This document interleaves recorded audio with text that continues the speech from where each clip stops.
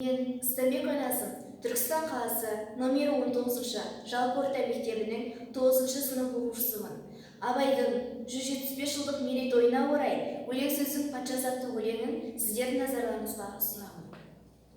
Өлең сөздің патшасы сөз тарасы, қиыннан қиыстырар ерданасы, тілге жеңіл, жүрекке жылы тиіп, теп-тегіс жұмыр келсін айналасы. Бөте сөзбен бұлғанса сөз арасы, ол ақынның білімсіз бейшарасы. Айтушы мен тыңдаушы көбін адан, бұл жұрттың сөз танымас бір парасы. Өлеңге әркімнің ақ бар таласы, сонда да солардың бар таңдамасы.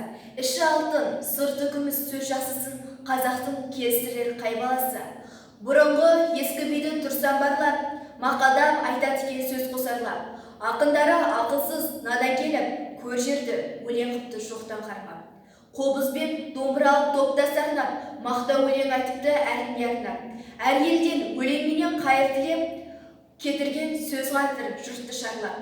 Мал үшін тілін безіп жан жалдап, мал сұрап біреуді алдап, біреуді арбап. Жат елде қайыршылық қылып жүріп, өз елін бай деп мақтап құдай қарғап. Қайда бай мақтаншыққа барған таңда, жисада бай болмапты қанша малда. Қазаққа өлең деген бір қатырсыз, былжырақ көрінеді бәрі даңдақ.